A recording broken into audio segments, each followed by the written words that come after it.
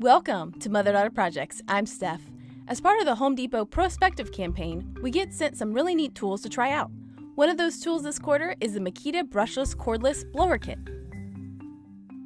As soon as we opened this box, we wanted to see how this blower stacked up to our current 18-volt cordless blower. This fall was the perfect time to test it out, as I get a huge amount of pine straw in my front yard and normally have to use a rake to clean it up. Before we tested it, we took a look at the features. This powerful blower uses two included 18-volt batteries, which gives you 36 volts of power and longer runtime. There are two battery indicators to let you know how much life you have left. Charging is fast with the included dual-port rapid charger, which includes a USB slot for phone and accessory charging. There are 6 speeds to choose from, and you can lock the trigger in the on position.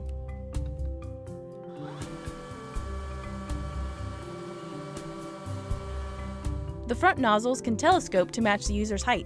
This is set to the shortest position, as I'm 5'3".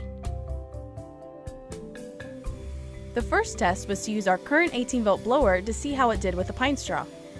It really didn't move the pine straw much, as you can see. It works a lot better with dried leaves. Next, we tried the Makita blower, and the first thing we noticed was how much power it had. At the top speed, it almost pushed me back with the power, but it was still very manageable.